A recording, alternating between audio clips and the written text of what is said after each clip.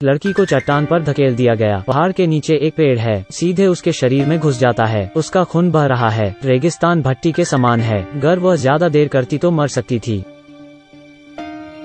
वे किसी भी समय उसके शरीर को काट सकती हैं, लेकिन वो एक पेड़ की शाखा में फंसी थी। अगर वो हिलती तो और खून बहता। क्या वो मर जाएगी? वो इसे सहन नहीं कर पा रही थी। जब वह चारों ओर देखती है तो उसे पता चलता है कि लाइटर और म्यूजिक प्लेयर ज्यादा दूर नहीं गिरे। उसने खुद को बचाने का एक तरीका सोचा। वो अपने हाथ को केवल हेडसेट के पास ले जा सकती थी। हेडसेट को लाइटर के बगल में फेंकती है। हेडसेट के वजन का उपयोग लाइटर खींचने की कोशिश की। लाइटर को धीरे धीरे करीब खींच लाती है। उसने घास का इस्तेमाल किया आग लगाने के लिए। यह आत्मदाह नहीं, आत्मबल है। पेड़ लंबे समय से सूखा पड़ा है। गर्म मौसम के साथ साथ जलाना आसान है जब शाखाएं कमजोर हो जाती हैं। जेन ने उतरने के लिए संघर्ष किया, जिसने उसके शरीर को मोड़ दिया। इसी तरह वह गिर पड़ी। वो मौत से बच गई। उसे ज्यादा देर नहीं किस। वो बहुत दुखी थी। वो व्यक्ति जिसने उसे नीचे धकेल दिया उसका प्रेमी रिचर्ड है। दो लोग आराम करने आए थे। बंदूकों के साथ स्टेनली और दिमित्री दिखाई देते हैं। जेन ने महसूस किया 3 पुरुष और एक महिला का एक साथ रहना बेहद खतरनाक है। महिलाओं की छठी इंद्री तेज होती है। जेन की सेक्सी बॉडी।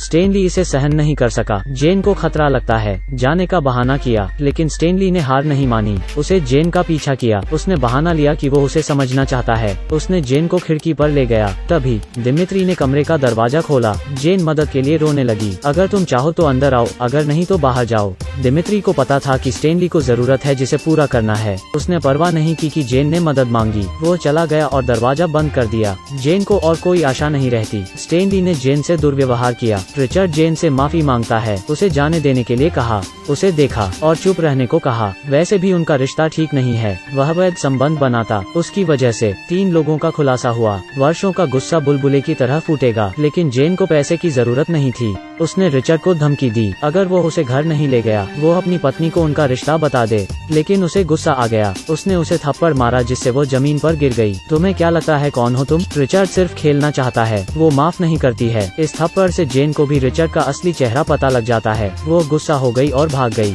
लेकिन वह चट्टान में घिर जाती है। रिचर्ड ने उसे नीचे धकेल दिया, लेकिन वो दुर्घटना से बच गई। प्रेमी द्वारा चट्टान से धक्का देकर पेड़ पर लटका दिया जाना। सोचा कि वो मर गई है, लेकिन वो मरना नहीं चाहती थी। जेन ने सफलतापूर्वक खुद को बचाया। जब उसने इंजन की गड़गड़ाहट सुनी, वो जानती थी कि आने वाले लोगों की नीयत अच्छी नहीं है। जेन ने अपने पेट में दर्द सहा, थोड़ा थोड़ा रैंक कर अंततः तीनों के आने से पहले भाग निकली। रिचर्ड ने यहाँ किसी को नहीं देखा। वो जानता था कि जेन का बहुत अधिक रक्त बह गया है, निश्चित रूप से मर जाएगी। लेकिन परेशानी से बचने के लिए उसने जेन का पीछा करने और उसे मारने का फैसला किया। सड़क पर खून के धब्बे का पीछा करते 3 लोग एक झील पर आए। जेन का कोई संकेत न देखकर उन्होंने खोजने के लिए अलग होने का फैसला किया और जेन अब चुपचाप पानी से किनारे पर चली गई। दिमित्री को अकेला देखकर जेन चुपचाप पास आ गई। वो उसकी बंदूक उठा लेती है। उसे मारना चाहती थी, लेकिन उसमें कोई गोली नहीं है। वो उसे जमीन पर पटक देता है। हालांकि वो मूर्ख लगता है, लेकिन चालाक है। जेन को खींचकर उसने जेन को पानी में धकेल दिया। मारने की कोशिश करने लगा। जेन ने अपनी सांसें रोक ली थी।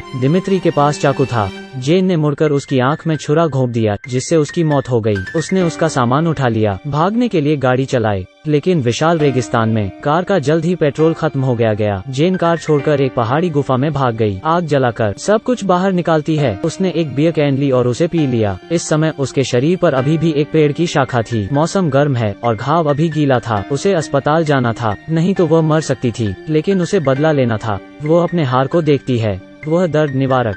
उसने उसे निकालकर अपने मुंह में डाल लिया। आह, इतना कड़वा। वो इसे बर्दाश्त नहीं कर सकी और निकाल देती है। लेकिन उसका बदला याद करते हुए उसने इसे फिर से लिया। चबा कर खा जाती है। वो कैन काट लेती है। चाकू गरम करके पेट में फंसी टहनी निकाल दी। कैन को फिर से छेदने के लिए चाकू का उपयोग करती है। आग पर गर्म कर पेट पर रख लेती है खून को रोकने के लिए। दर्द ने उसे बेहोश कर दिया। पूरी प्रक्रिया के दौरान उसने कोई आवाज नहीं की, क्योंकि उसे सहन किया। वो अब कठोर हो चुकी है। वे यहाँ मारने आते हैं। उनको नहीं पता था एक दोस्त मारा जा चुका था। उन्हें लगा कि जेन मर गई है। दोनों आराम से शव लेने चले गए, लेकिन अचानक उन्होंने दिमित्री को पानी पर तैरते देखा। स्टेनली ने उल्टी कर दी, जेन के लिए थोड़ी सहानुभूति रखते हुए। वैसे भी उसने उसके साथ बलात्कार किया। अब उसे अब परवाह नहीं थी। जेन ठीक हो चुकी है। अब वो डरने वाली नहीं थी। वो बदला लेने के हथियार में तब्दील हो गई है। उसका एकमात्र उद्देश्य है अन्य 2 लोगों की हत्या। दूरबीन से देखा, वो स्टेनली का पता लगाती है। उसने अपनी बंदूक उठाई और पीछा किया। स्टेनली ईंधन भरने के लिए सड़क के बीच में रुक गया। जेन सही समय इंतजार करती है और उसके कंधे में गोली मार दी। चीखते चिल्लाते स्टेनली जमीन पर नीचे गिर गई। बंदूक के झटके से जेन जमीन पर गिर गई। वो जल्दी से उठी और स्टेनली का पीछा किया। अपने बह रहे खून को देखकर स्टेनली भाग गया। उसने अपने जूते उतार दिए और अपने मोजे उतार दिए। संक्रमण से बचने के लिए उसने अपना घाव ढंक लिया। नंगे पैर भागा। जेन ने खून का पीछा किया, लेकिन स्टेनली जेन के कान में गोली मार दी। वो जल्दी से भाग निकली। बीच रास्ते में उसने टॉर्च तोड़ दी। कांच जमीन पर गिर जाता है। स्टेनली नंगे पैर था, वो उसे कांच लग जाता है और वो गिर जाता है। उसने दर्द सहा और वापस कार की तरफ भागा। खून बह रहे पैर के बावजूद जेन को मारने के लिए कार चलाना चाहता था। गहरी सांस लेकर बंदूक उठाकर खड़ी हो गई। कार के पास आने से पहले उसने स्टेनली को सिर में गोली मार दी। एक दुर्घटना से बच गई। अब केवल रिचर्ड ही रह गया, जिसने उसे चट्टान से नीचे धकेल दिया था। जेन वापस हवेली में चली गई।